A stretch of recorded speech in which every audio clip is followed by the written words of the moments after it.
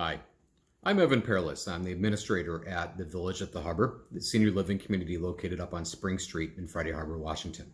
The Village at the Harbour opened back in late 2008, so it's been around now for just about 12 years.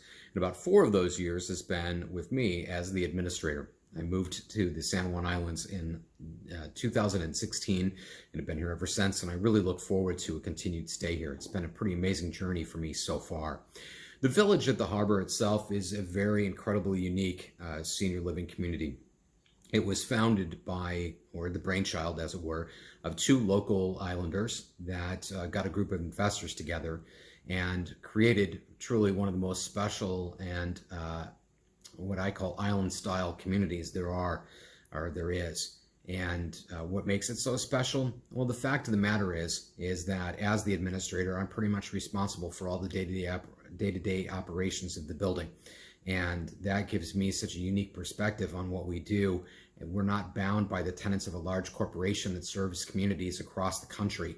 That allows us to be really nimble and flexible in the care that we deliver to our individual residents, and really allows us to be, I think, just friendlier, just more unique, kind of island-paced, as it were, but still pretty dedicated to providing great services. And if you've ever been to the Village, you know that our food is probably one of the most things that we're, one of the things that we're most well known for. Long-term care in San Juan County has really been kind of under fire a little bit.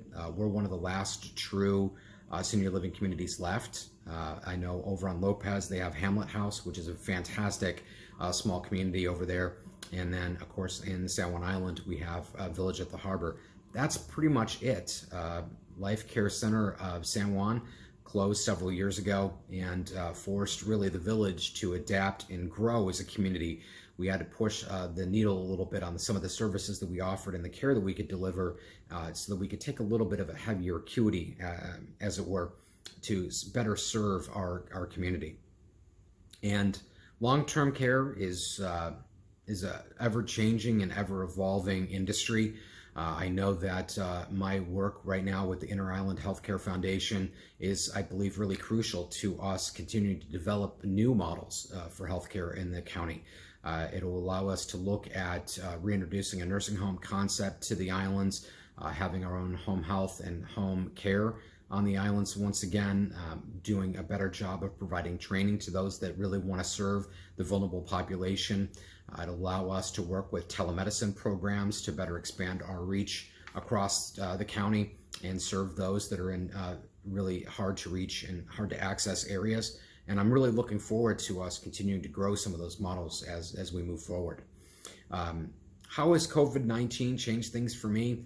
I'll be honest, this has been probably the most stressful 2 months that I've ever had professionally. And I've been through a lot in my career. I've been through fires, I've been through floods, I've been through norovirus, but I've never been through anything quite as frightening, really, as the COVID-19 coronavirus. And unfortunately, our community, we actually were, I think, ahead of the curve of most communities in Washington, and that we anticipated the governor at some point shutting things down, and we pretty much closed our assisted living community down to visitors even before it was required by the state. It's been 2 months of lockdown now for our residents, and I have to be honest, they've been amazing. Every single resident at the Village has been a trooper, and they have really tolerated this lockdown more than I ever would have imagined. It's incredibly difficult for them, really not being able to see their family, not being able to hug their children and their grandchildren and their great-grandchildren, not being able to really talk and see friends face to face other than the friends of theirs that live at the Village.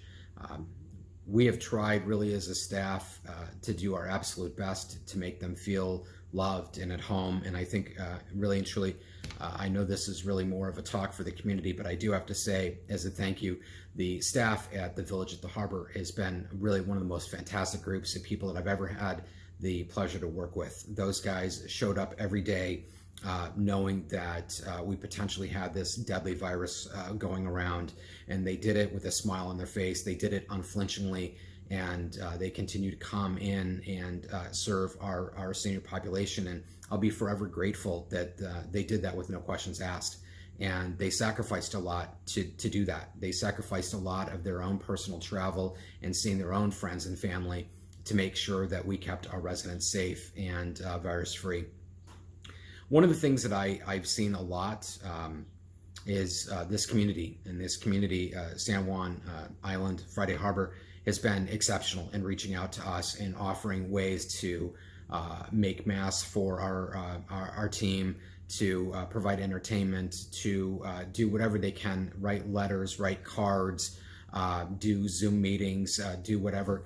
And I have to say, even though I've turned quite a few of you down, and I do apologize for that, and I'll explain why in just a minute, but I do want to thank each and every person that's reached out to us and has been so phenomenal in offering your services and your gratitude and love and whatever it is that you could extend to our group of residents. I hugely appreciate it. I really do, and I just can't thank you enough for those efforts. We've turned quite a few of you down, to be honest, simply from the fact that we've tried to keep business as normal as humanly possible at the Village without having some of our residents feel like they're in a zoo, as it were, or that they're really truly locked down. You know, our residents are very sensitive. They're incredibly strong people, and they want to be treated as such. And so sometimes we felt that if something that was offered may have come across a little bit wrong to them, then we've kind of shied or erred on the side of caution and maybe stepped away from that a little bit.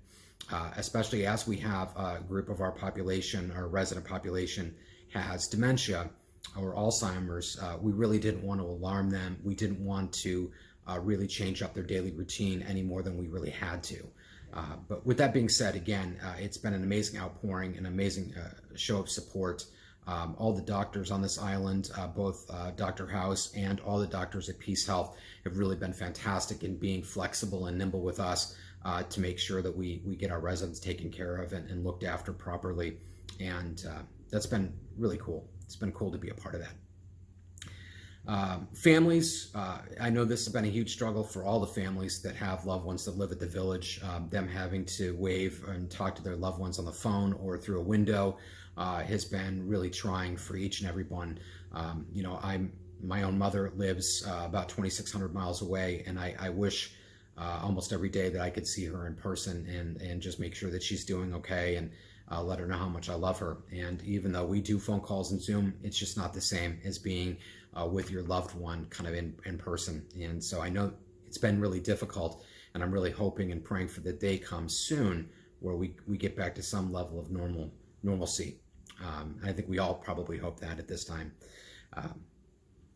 The Village has just been a really fulfilling experience for me, and each and every day I'm reminded of how blessed and how lucky I am to really get paid to do this for a living, because I get to intermingle and spend time with some of the really coolest people I've ever met in my life, people who have incredible life experiences and life stories. And like I said, we all look forward to the day we get to open our doors back up. And you know, the Village has hosted some really cool events over the last couple of years. We've done a couple different fundraisers. We've done a couple different community gatherings, and I've met so many of you, and I'm just so fortunate that we live in such a really cool community that's incredibly supportive. The last thing I just wanted to say before I sign off is that today one of my employees lost her loved one, and it was somewhat expected, but it was still an incredible process for me to watch. As again, I'm constantly reminded with each hospice case that I work with, and each person ultimately at the end of their life is the humanity that we are surrounded by. This is an incredibly difficult time right now, both socially, economically, what have you. And I see a lot of people fighting on Facebook, online, in person. I see a lot of hurt feelings and a lot of negativity and a lot of anger. But I would just remind you that as I watched this family go through the loss of their loved one, they were surrounded by friends and family, and the outpouring of love and the outpouring of support that I saw over the last couple of days will never leave me, and I will never forget it. And it's always a constant reminder to me that humanity at its very core is a pretty amazing thing. And when we do it right, and we support other people, and we allow people to have their opinions, and we respectfully disagree, it's a good thing, and it's okay. And if you ever need anything, if you got a senior out there that's struggling, that needs some support, that needs some help, call me. We at the Village really try to bend over backwards to help and support anybody that we can, in this community especially. And we're here for you. So hang in there, and let's just hope that this whole thing wraps up soon. Thank you.